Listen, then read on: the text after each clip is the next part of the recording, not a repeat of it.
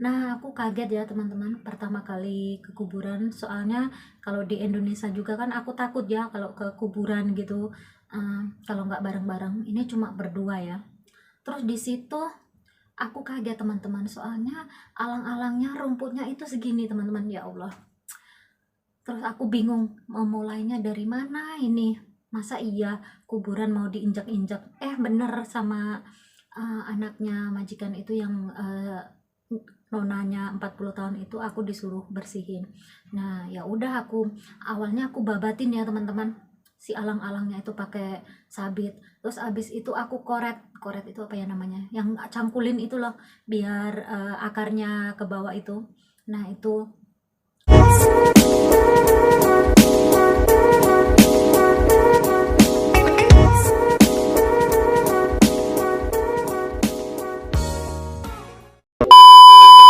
Halo, assalamualaikum. Kembali lagi di channel aku, Cece Mira. Nah, apa kabar teman-teman?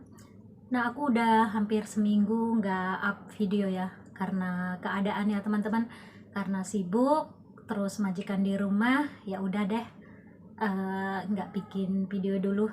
Ini aku mau share pengalaman aku ya teman-teman, waktu pertama kali datang ke Hong Kong ya. Nah, waktu itu aku tahun 2010 ya, awal mula datang ke Hong Kong, dan itu aku dapat majikan di Tai O, Lanto Island ya, di daerah terpencil, jauh dari keramaian ya. Jadi tempat majikanku itu di deket laut ya, jadi tempat rekreasi gitulah. Tuh majikanku restoran ya, restoran tapi bukan restoran yang uh, restoran makanan gitu, bukan jualan nasi atau jualan apa. Majikanku itu jualan dessert atau kayak sebangsa bubur ya. Jadi jualan tauciong, susu kedelai. Jualan kalau pagi nyonya apa sih, bosnya itu jualan tahu di pasar. Terus di rumah jualan tafufa, kembang tahu ya, cimawu, wijen hitam itu, sama hanyanwu, habdowu gitu-gitu ya. Nah, awal mula aku datang ke Hong Kong itu tanggal 5 Maret ya, 2010. Aku datang ke Hong Kong, terus ditaruh di agent selama 1 minggu ya. Sama majikan suruh istirahat dulu, karena mungkin tahu ya kalau kita capek, jadi disuruh istirahat dulu. Nah, seminggu kemudian aku dijemput sama majikan ya, aku dibawa pulang. Jauh banget ya, naik mobil juga harus ganti 2 kali ya. Jadi dari kebetulan dulu itu agentku di Yunlong, aku di Yunlong naik bis arah ke Tungchung. Dari Tungchung aku pindah lagi ke bis nomor 11 jurusan Tai O. Ya, nyampe sana, alangkah kagetnya ya teman-teman. Soalnya itu di kampung Pung, kayak di desa aku ya. Tempatnya itu jauh dari keramaian. Terus rumahnya juga kayak rumah di Indonesia gitu. Tapi enaknya ya bisa tegur sapa sama tetangga kanan kiri ya. Nggak kayak di apartemen kan. Terus abis itu aku dibawa ke situ. Waktu jobnya itu aku jaga anak satu ya, laki-laki umur 3 tahun. Di situ dituliskan jaga anak umur 3 tahun, ada nenek, ada kakeknya, terus ada orang tuanya gitu ya. Jadi ada tuan, ada nyonya gitu kan ya. Sampai di sana apa yang terjadi teman-teman? Jadi aku majikanku punya restoran, terus nggak ada anak kecilnya, cuma dewasa 3 ya. Jadi orang tua itu ya, kakek nenek sama anaknya umur 40 tahun, perempuan, belum menikah. Nah, nyampe di sana aku kan udah sore ya. Terus aku diajarin, dikasih tahu ya, ini apa sih? Ini kamarmu di sini. Terus kamu ngerjain ini, aku diajarin ya. Terus Waktu itu aku digaji underpay ya teman-teman. Underpay itu 2000 dolar Hong Kong ya. 2000 dolar Hong Kong potongan selama 6 bulan. Jadi setiap bulan sisa potongan itu aku cuma nerima gaji 200 dolar. Nah, waktu itu kurs masih kecil ya teman-teman. Kurs itu masih 1100. Jadi aku tuh dapat gaji sekitaran eh, waktu potongan ya. Dapat gaji 200 ya. 220 sisa gaji untuk hidup 1 bulan teman-teman. Nah, itu aku dikasih libur selama 1 bulan itu 2 kali ya. Kalau yang pada waktu itu gaji under, aku kan gaji under. Nah, yang lainnya itu yang udah berpengalaman dapatnya gaji full. Nah, gaji fullnya itu 3.580 dolar Hong Kong ya, atau sekitar 5 juta sekian lah. Nah, hampir separuh ya, aku dapat sekitar 2.200.000, 2.300.000, atau paling kalau misalnya tergantung kurs juga ya. Kalau kurs pas tinggi bisa 2.500.000 juga gitu kan.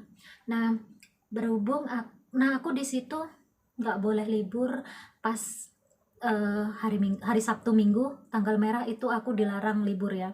Kenapa aku dilarang?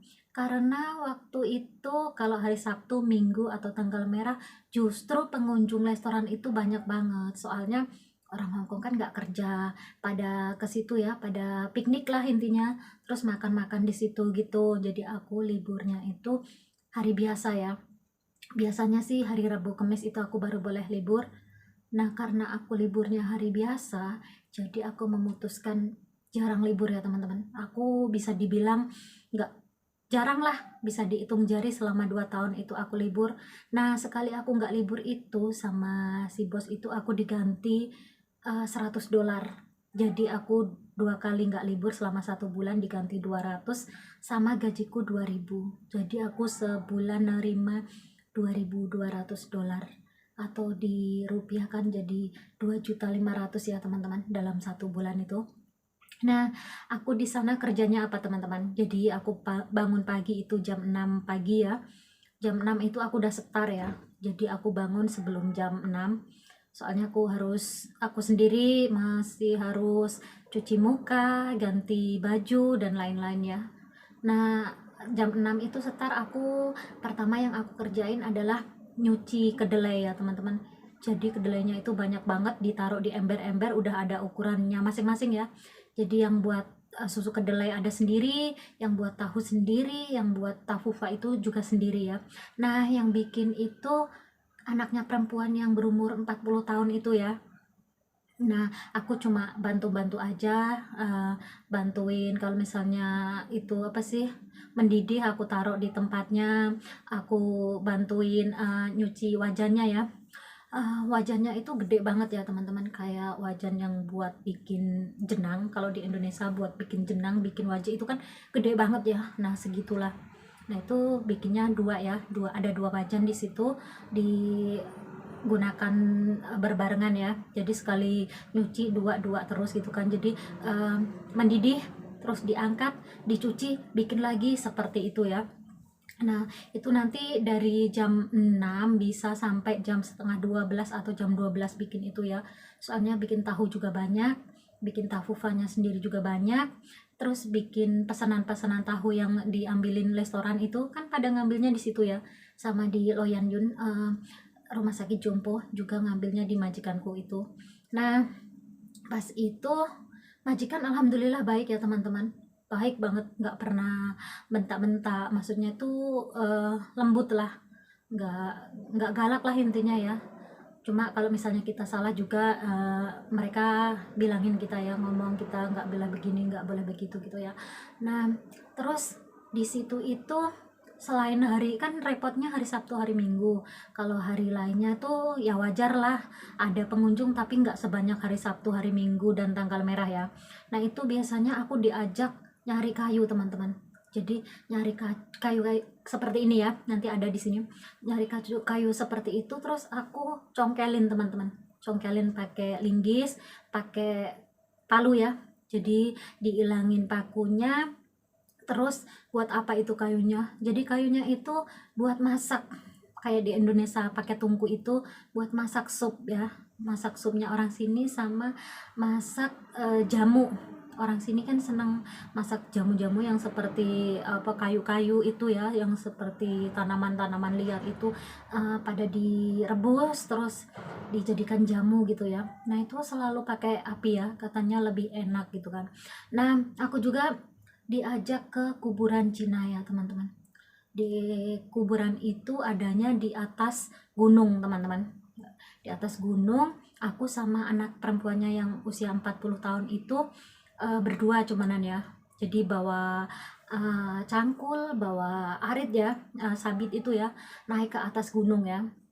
Jadi kuburannya itu ada 3. Nah aku kaget ya teman-teman, pertama kali ke kuburan, soalnya kalau di Indonesia juga kan aku takut ya kalau ke kuburan gitu, kalau nggak bareng-bareng. Ini cuma berdua ya.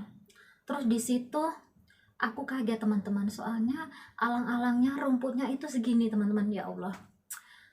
Terus aku bingung mau mulainya dari mana ini, masa iya kuburan mau diinjak-injak. Bener sama anaknya majikan itu yang nonanya 40 tahun itu, aku disuruh bersihin. Nah ya udah, awalnya aku babatin ya teman-teman, si alang-alangnya itu pakai sabit. Terus abis itu aku koret koret itu apa ya namanya, yang cangkulin itu loh, biar akarnya ke bawah itu. Nah itu eh, nah pulangnya masih harus ngerjain kerjaan rumah ya, masih harus nyuci mangkok. Terus pokoknya dulu itu aku diajarin bikin dagangan ya, kecuali bikin tafufa. Kalau tafufa, kembang tahu itu khusus yang bikin, karena nggak sembarangan orang yang bikin ya, karena kalau nggak tahu triknya juga nggak bakalan jadi gitu kan, kadang kurang gini kurang gitu, jadi itu nggak diserahkan ke aku bikin tafufa itu. Tapi selebihnya aku suruh bikin ya, kayak gula yang buat kan itu kembang tahunya ada gulanya ya. Gula itu terbuat dari jahe, jahe diparut ya, diparut kasar, sama gula tebu yang warna kuning. Nah itu nanti disaring, nanti buat kuahnya, kuah kembang tahu ya. Nah itu terus sama aku bikin cimawu, bubur wijen hitam, sama bikin habdawu ya, sama hanyanwu. Itu aku udah bisa ya, diajarin. Jadi ukurannya seperti ini, segini, gulanya segini, aku udah dikasih tahu, aku bisa ya. Nah itu jadi untuk tahu sama tafufanya di handle sendiri, selebihnya aku suruh bikin ya. Nah aku juga udah bisa ya teman-teman bikin itu, makanya majikanku yang ini tahu kalau dulu itu aku kerja di tafufaan situ. Jadi majikanku nyuruh aku bikin